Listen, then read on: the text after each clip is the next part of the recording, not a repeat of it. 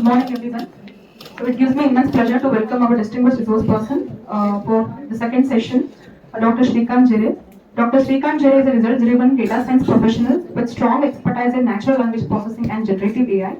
He has nearly 5 years of experience in the technology industry, driving innovative AI solutions. So he is currently serving as a decision science practitioner, associate manager at Accenture AI, Bangalore, where he leads impactful NLP and machine learning projects for enhanced business performance and client satisfaction. His expert areas include named entity recognition, text classification, sentiment analysis, text summarization, conversational AI, and chatbots, along with hands-on experience in cutting-edge tools such as Hugging Face models, sentence transformers, and deep learning frameworks. So academically, Dr. Shreekanth Jere holds a PhD in computer science from BTU, with his research focused on modeling the cognitive theory of depression using sentiment analysis-based methods. So he has also completed his MTech, MBA, and BA in computer science, adding to his rich multidisciplinary background. He has successfully delivered high-impact projects like semantic search optimization, multi-document question answering, and entity extraction systems, showcasing his excellence in transforming research into real-world applications. So we are truly honored to have such an accomplished expert with us today. Welcome to you, sir.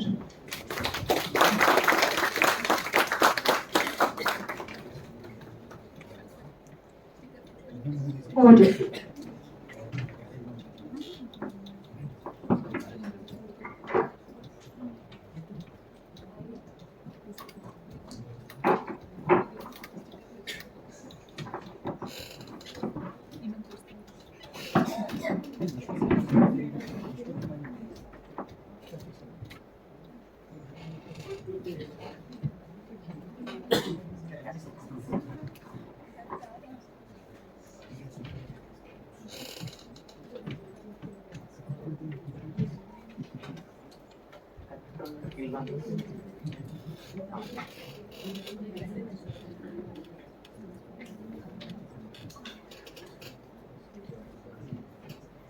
Hello.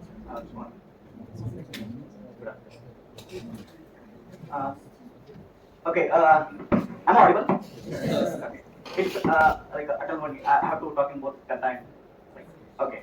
Yeah. Basically, to start with this, I'm basically from Kannada medium, but one issue with Kannada medium people is they forget Kannada after their 10th. Okay, and they are and also like ಎಲ್ಲ ಈ ಕಡೆ ಕನ್ನಡನೂ ಗೊತ್ತಿಲ್ಲ ಈ ಕಡೆ English ಗೊತ್ತಿಲ್ಲ basically okay this is not the state of Kannada medium okay I cannot talk in 100% like Kannada but I will mix like both the languages okay so here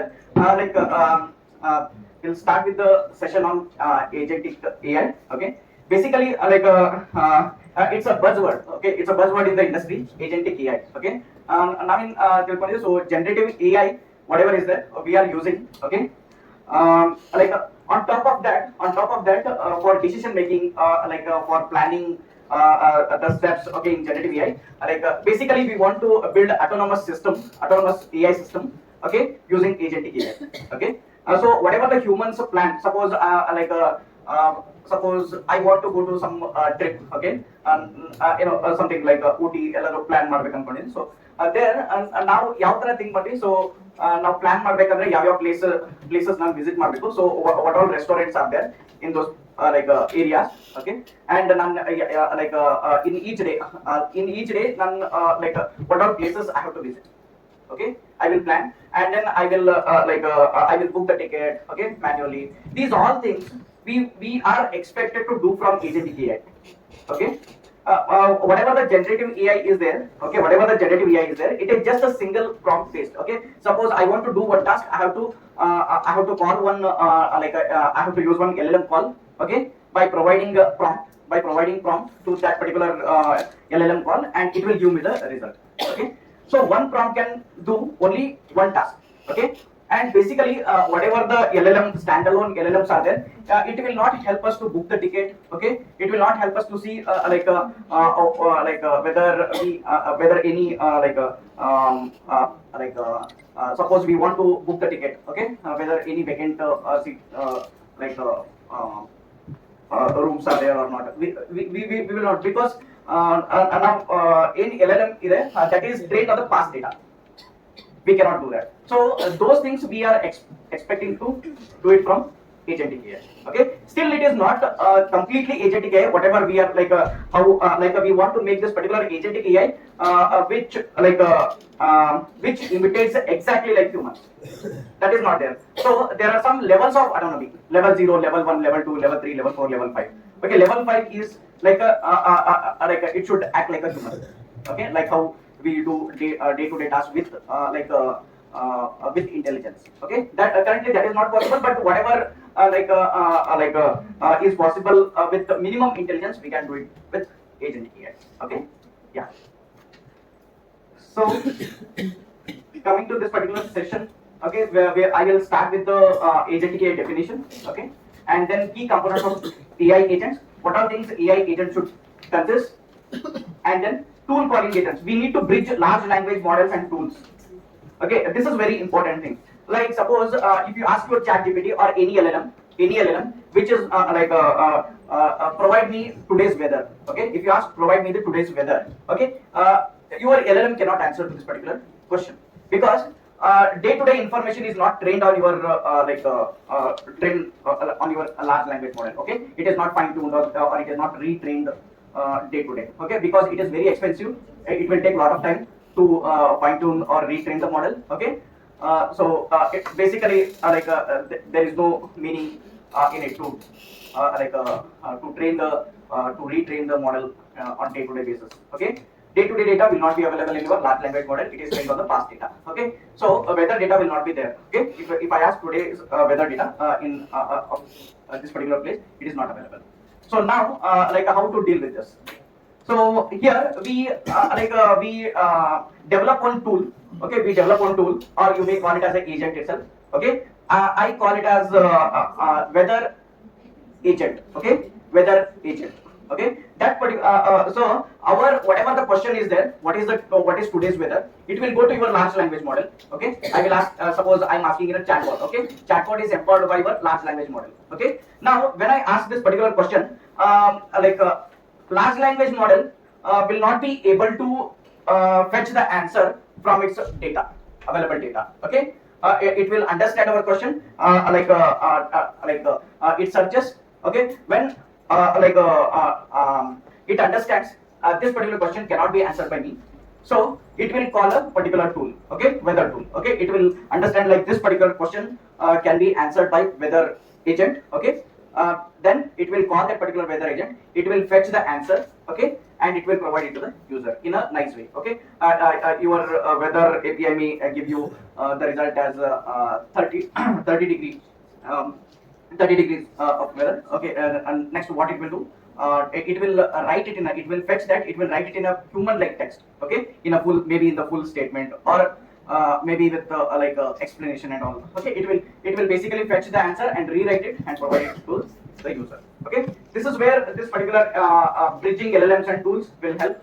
Always, that is what Agentic AI is. We want to empower our LLM powered AI system with more and more capabilities.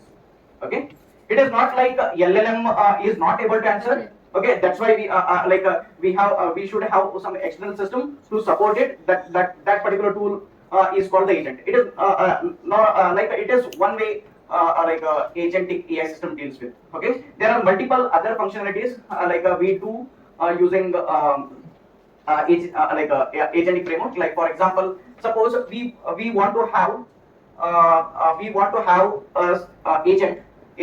It has to do a particular task. Okay, it may be text summarization, or it may be a named entity recognition. We want to specialize that particular agent. Okay, with a particular NLP task or whatever the task. Suppose like a LLM is if you want to solve any mathematical problem. If you want to solve any mathematical problem, your LLM cannot do that. Okay, very well.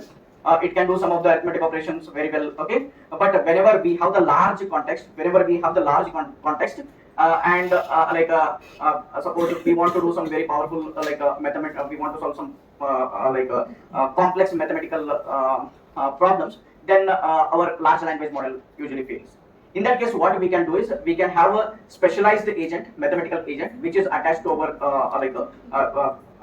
agentic AI workflow. Okay, then those particular tasks can be done with the Agentic AI. Okay, one is we can have external tools. We can have external tools which contains APIs, external APIs and all for booking the ticket and all that can be done. The second thing is we can specialize the agent with a particular task. Okay, this is what basically we want to do it with Agentic AI. Okay, then we will see some practical exercise. Okay, coming to Agentic AI. Agentic AI refers to artificial intelligence systems designed to act autonomously, capable of performing tasks, making decisions, and interacting with their environment without requiring direct human intervention. Okay, this whatever the phrase I have written in a bold. Okay, that is what actually we want to do with Agentic AI. Okay, but currently that is not possible. Okay, without for at least for high high intelligent tasks, it is not possible without requiring direct human intervention. But what we can say is with limited human intervention. Okay. Yes, that's what there is a different agency levels like level 0, 1. Gartner has given some levels of autonomy. Okay, for Agentic AI systems. Okay, yeah, last level is level 5 means whatever with according to our definition without requiring direct human intervention. Actually, we can do it in level 5. Okay, and one more thing. In a Agentic AI workflow, we may have multiple agents. Okay, suppose 5 agents we have. 5 agents we have. Okay, when we say particular agent is intelligent, basically it uses large language model or any machine learning or deep learning capabilities. Okay, yes. So that is one thing, and most of the agents are having large language models capability, and even we can say it as an agent. We can say it as an agent. It is not having any AI capabilities. Okay, but that is doing a special task. Okay, like solving a mathematical operation. Okay, solving mathematical expression. Okay, that is one agent. Even though it is not having, it does not require any intelligence. Okay, if it is doing some specialized task, then only then also we can call it as an agent. Okay, this is what there is a confusion in everybody, like when to call agent, when cannot to call an agent. Okay, suppose if a particular agent is a particular tool is not using any intelligence, whether we can call it as an agent or not. Okay, you can call it as an agent, but one condition is in your entire workflow, at least one agent is having LLM capability. Okay, at least one agent in a multi-agentic system should have LLM empowered intelligence. Okay, that is mandatory, because at least for the orchestrator which is which is taking decision, that should have some intelligence, right? Correct. That's why that is one thing is mandatory. At least one agent should have LLM capability. Okay, and all the agents need not to be empowered by LLMs. Okay, suppose there are 5 agents, one agent is using LLM capability, and the other 4 are not using LLM. That is fine. Okay, but it is not like suppose we have 5 agents, all 5 are not using any AI or AI capabilities or LLM things. Okay. Yeah. Okay, so this is what the Agentic AI definition. Okay, we want to perform the task, we want to take a decision, and interact with the environments using the workflow. Okay, and here we are saying without requiring direct human intervention or with with minimal intervention of human. Okay, we can do that. Okay, so now you can see here, you can see this particular workflow. Always this particular workflow starts with this start. Okay, ends with this particular end. Okay, from start to end. Okay, there is a you need to have the nodes and edges. Okay, basically if you are using the LangGraph framework, Python framework. Okay, you will get this particular diagram. You can see how the nodes are attached, how the edges are there. Are there any conditional edges? Okay, all the edges are normal edges or conditional edges. You can see that. Okay, so here this is a chatbot. Suppose this is a chatbot. Okay, so user asks the question, it will go to chatbot. Okay, suppose if you ask some question like I provide me 5 use cases of Agentic AI. This is the question. Okay, if your LLM is trained on it, definitely it will give you the answer. Okay, suppose if you are asking a question like what is the weather today in Mysuru, okay, it is not able to give the answer, so it will call the tool. It will call the tool or the agent. Okay, it will basically from that particular question, it will whatever the required parameters to be sent to this particular API, it will send that. It will from suppose your question may be in a paragraph. Okay, in that paragraph, today means it will send the today's date. Those things will be done by LLM only. It will send the required parameters, and whatever the API gives the particular response. Okay, it will write it in a it will beautify that and it will send it to the user. Okay, this is what the agentic workflow is. And these chatbots and each tool, suppose there are n number of tools are there. Okay, those tools are suppose 5 tools are there. 5 are the nodes basically. Okay, and here you can see here there are edges here between the chatbot. Chatbot either it may go to this particular end state or end state. Okay, if it is able to give the answer, then it will provide the answer and it will go to the end state. Okay, if it is not having the answer, then it will go to tools. Okay, it will fetch the answer, then it will provide the response to the user and it will end. Okay, here it has to take the decision by itself. Okay, whether I have to give the answer or I have to call the tool to provide the answer. Okay. Any doubts here so far with respect to this Agentic AI architecture? No? Okay. So here there are basically three key components of AI agents. Okay. First one is LLM. You need a large language model. Okay, at least for one of the agent in your agentic workflow. Okay, you have to use large language model. Okay, large language model could be what is large language model? We also called it as a generative AI model, right? Yes. What is basically large language model? Large language model. Basically, what is language model? Okay. Yeah, it's a pre-trained model. Anything other than that? What is called large language model? Whatever a human talks in natural language text. If we train the natural language data to the model, it is called language model. Okay, it is called language model. So there are many traditional language models are also available. Like you have heard about bigram models, trigram models. Okay, these are very basic, like very traditional models. Okay. For example, suppose ಇದು ನಾವು Kannada text ಇದೆ ಅಂತ ತಿಳ್ಕೊಂಡು in our database. Okay, large text like all the textbooks, whatever the resources, Kannada resources we have trained in our model. Okay, ಈಗ ನಾವು in the search engine you have seen, right? When you type in Google, when you type 2 words, it will give you some recommendation like next, what will be the next word. Okay,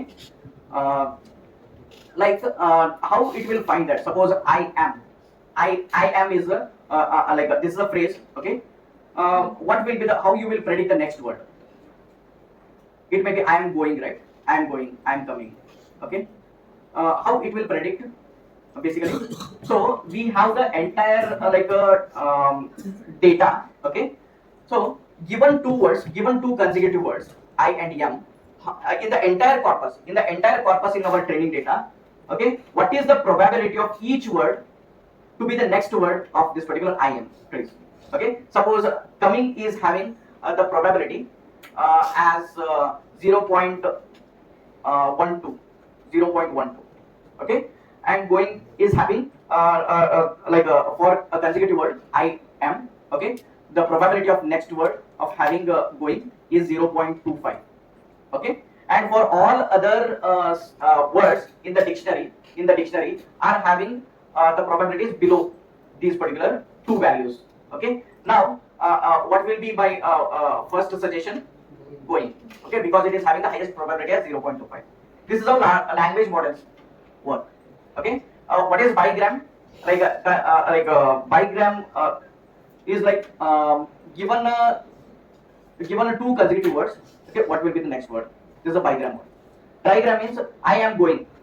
This is this particular thing is having three consecutive words. What will be the next word? Okay, what is unigram? I only type I. Okay, what will be the next word? Okay, this is how like a traditional model works. Okay, we have forgotten many things. Okay, because of large language model. So basically, these models are trained on very limited data. Okay, very limited data, and it does not work well. One drawback of this particular these particular traditional models are like it will not retain the context. It will not have any context. Okay, it should be context based, right? Yes. So here LLM provides us context-based language models. That is one main advantage of large language models. Okay, coming to that particular large language model. Okay, you know language model, right? Now you understood what is language model. Okay, for language models we have trained a large amount of textual data. Okay, which is a natural language. Okay, now large language model means we use a large corpus of data,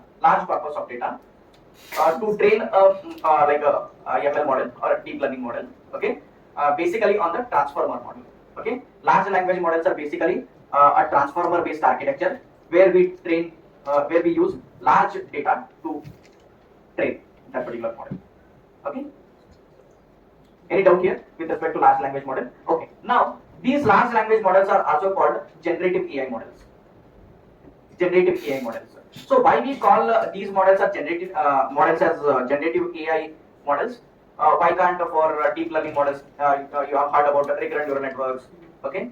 Convolution neural networks, and applying like artificial neural networks, okay? And also machine learning algorithms you have heard, like a decision tree, random forest, okay, SVM, linear regression, okay, logistic regression, okay. There are so many traditional algorithms we have. Okay, we don't call those as generative AI models.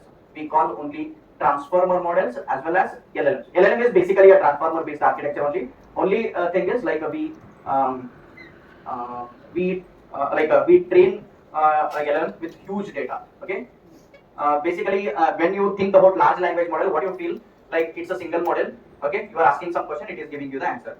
It is not like that. If you think about OpenAI models like GPT-4, GPT-5, okay, those are not a single model. Okay, even they will not disclose their architecture. Okay, they don't disclose the architecture. Gemini, if you think about Gemini models and any large language models, they will not give the architecture. Okay, so yeah, here coming to these particular models, it is not a single model. There are some layers of models. That's why have you given the prompt like this in anytime? Like suppose I want to summarize. I want to summarize insurance document. Okay, I have an insurance document. I want to summarize it. Now I will give the context. I will give the context as consider you are an expert in insurance. Okay, consider you are an expert in insurance domain. Okay, I am providing you the insurance document.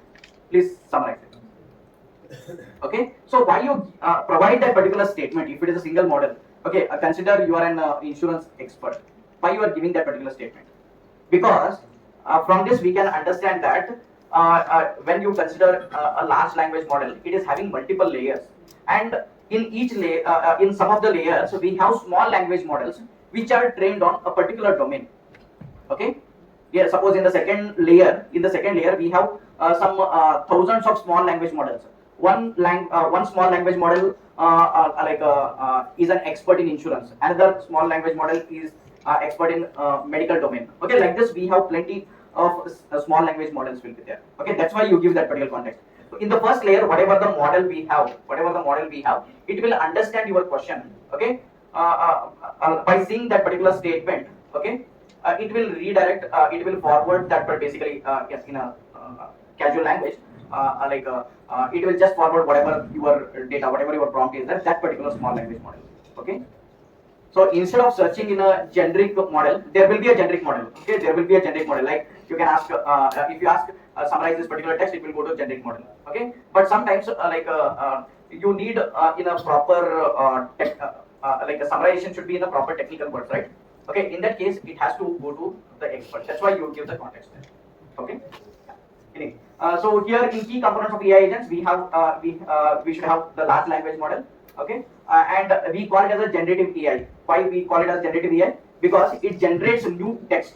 Okay, it is not like it is just copying some some part of the text in the training data directly giving you. Okay. In summarization also, it will not just like suppose we have an article containing 1,000 lines. Okay, it will not just pick like 5 lines and provide it as a summary. Okay, it will rewrite it, generate the new content. Given a prompt, generative AI can generate a new image. Okay, basically it will generate a new content. That's why we call large language model as a generative AI model. Okay, next coming to the tools. Okay, it's basically tools are the external functionalities such as APIs or custom scripts. For example, we have a weather tool. Okay, it is having a weather API call. Okay, given the inputs, it will provide you the weather information. Okay, we may have like a news API tool. Here in news API tool, suppose we want today's news. Okay, we provide the data as an input, and it will provide some topic. It will provide you the news information.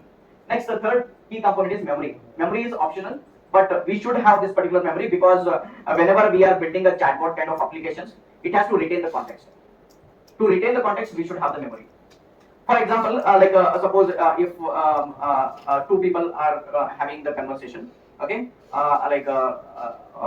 first person says like I have recently I have gone to I have visited Goa. Okay, and I will ask how is it. Okay, and next question of mine is like in which hotel you stayed. Okay, I will not give the context there. In Goa, I will not explicitly say that. I will not explicitly say in Goa in which restaurant you have stayed. I will not because in we are having the conversation. I have the context. I have the context that I am talking about the Goa. Okay, I am talking about Goa trip. I have that particular context. Like that, you should have a context in a conversation, right? In a conversation. Otherwise, it will like isolated call to your large language model. Okay, if you don't carry the memory. Okay, suppose we have to provide the historic conversations to answer to next question. Okay, here memory will help to retain the context. Okay, there are three things we need in AI agents: LLM, tools, and the memory. Usually, without agentic AI, we in our AI application, we use large language model. Okay, it is not having any external information. Okay, that's a plain generative AI application. Now, suppose we want to build a chatbot, still just to retain the context. Still, it is not having any external information. Then two components are sufficient. One is LLM, the other one is memory. Okay, when we want to have external information, we have to add one more component, that is tools. Okay, understood? Next, this is how we need to bridge large language models and tools. We have the large language, we have the chatbot empowered with large language model. Okay, we do conversations with that particular chatbot.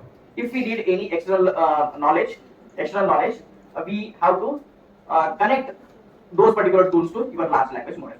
Okay, this is what we are doing. Here you can see how this works. There are three steps. In the first step, the agent receives a user query. Okay, agent receives a user query. Step 2, if the LLM lacks sufficient information, in its trained data, it calls an external tool. Okay.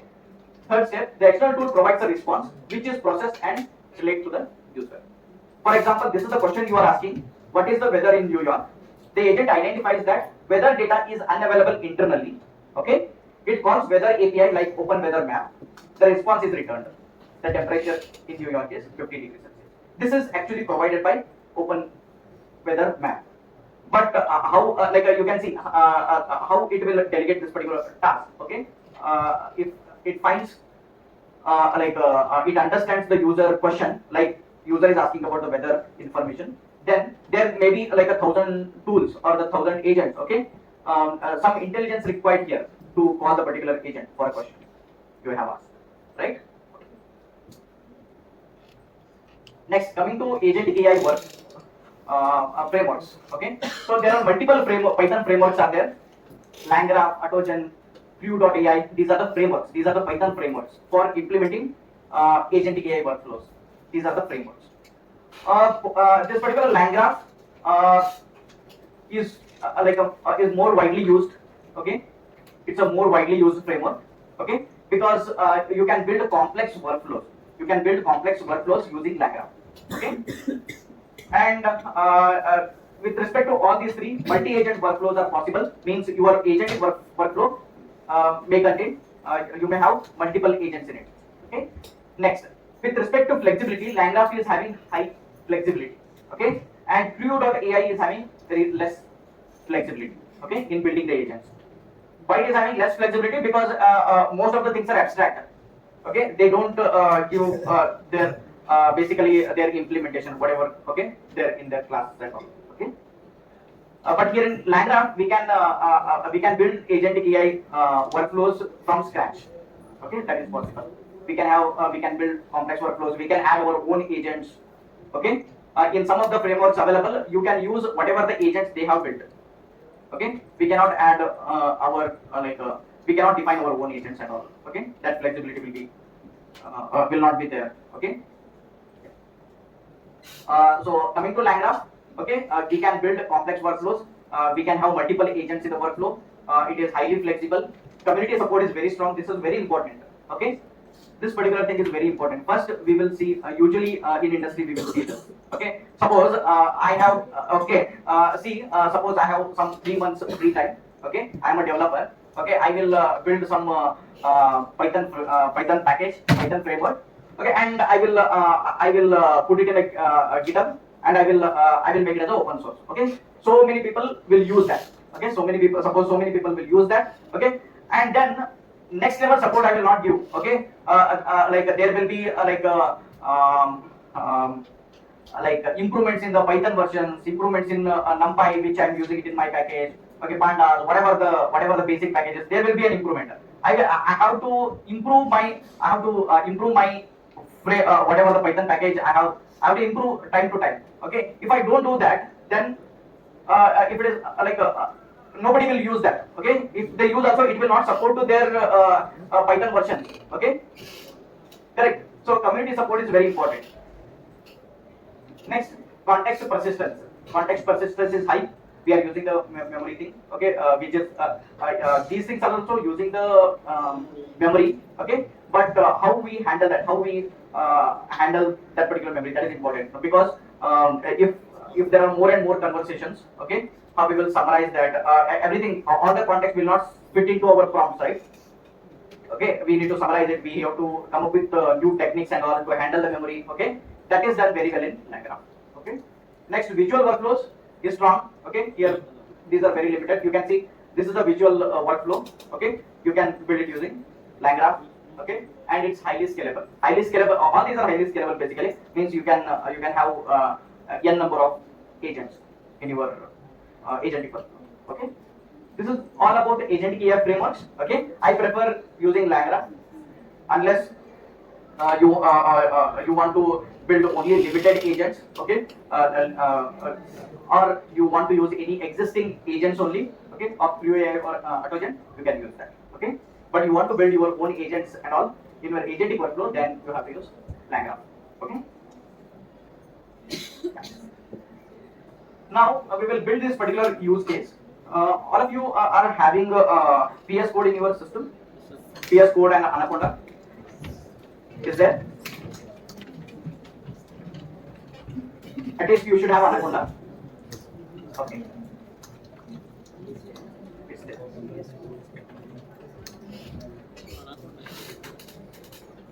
Okay. First, I will define this particular use case. Okay.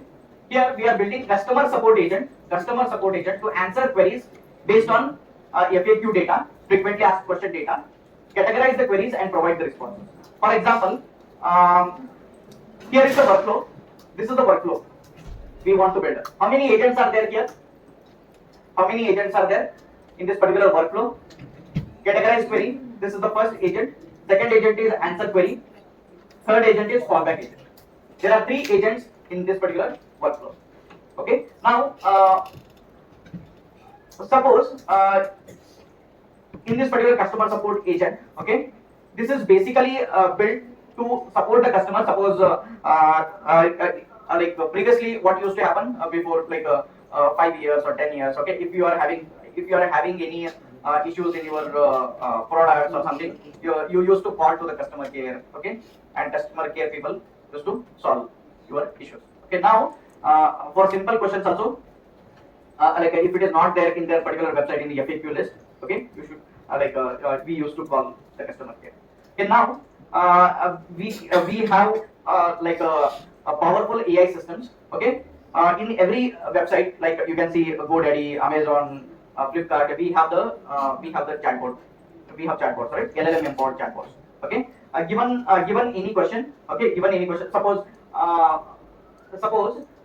have forgotten my password, okay, or I want to change my password. I want to change my password. Okay, I will ask a question in a chatbot. Okay, I have forgot my uh, password. Okay, or I want to change my password. This is my question.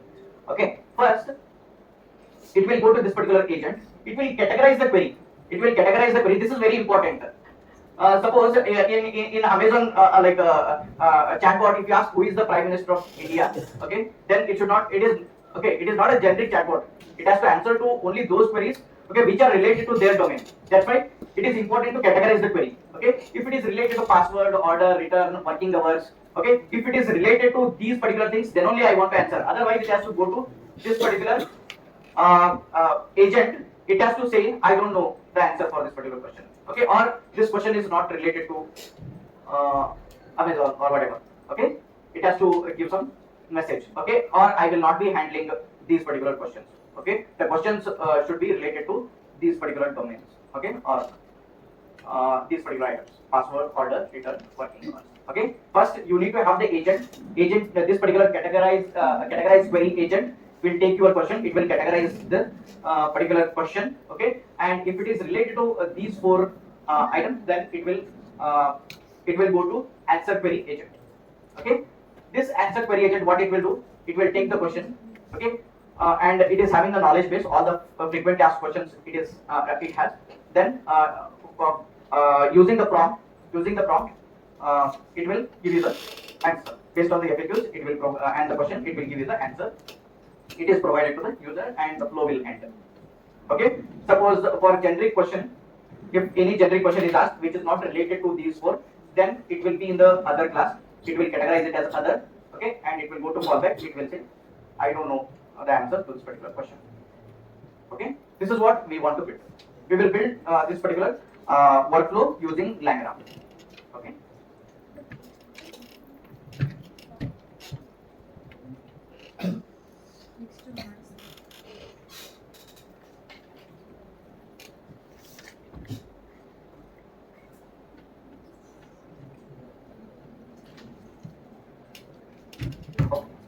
So now all of you open. How many of you are having VS Code? What about other? Actually, how many of you have Anaconda? All of you are having. Okay, then it is fine. You can write your code if you are having a Spider or Jupyter, whatever. Okay, if you have the other editors also, you can do it. What we will do is your coding, you do it in any of the editor. Okay.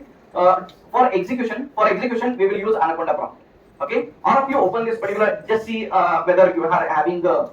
You will come to know whether you are having Anaconda or not just by searching.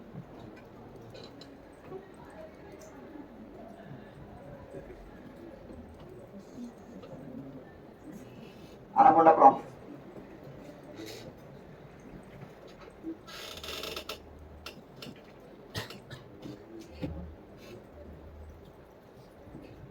In Windows, it will be available. Anaconda prompt, not the navigator. Anaconda prompt you open. Yeah. Okay. Now, create one folder. The folder name should be code or any name you can give.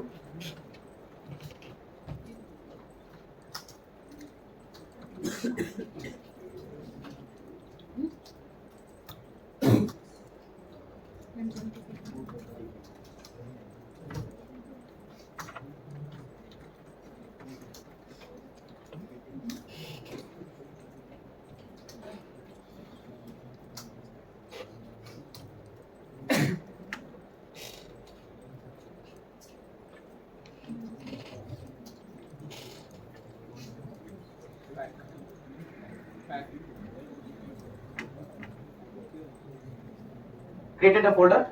Okay, click on the new file button here. Okay, you type sample.py, sample.py. Okay, you can create the file now. Just a minute. Just use this code for file.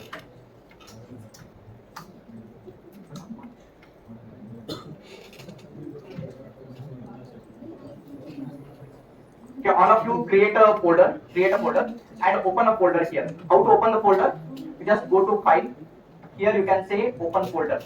Click on the open folder. Okay, you just select that particular folder. You will get that folder structure here. Okay, and after that you create a file.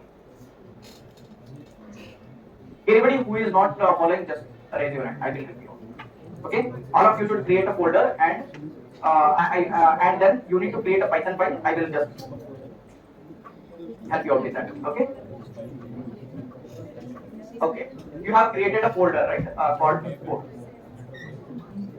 This is the folder. You need to create 3 files here basically. You need to create 3 files. How many files? 3 files. First one is app.py. This is your main Python file.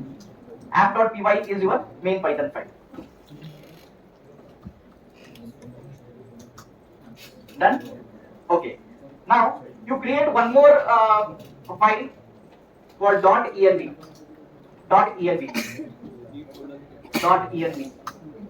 There is no file name here. Okay, only extension .env. Yes. Here you can see .env. I will tell you why you have to create. Okay. Inside this code itself.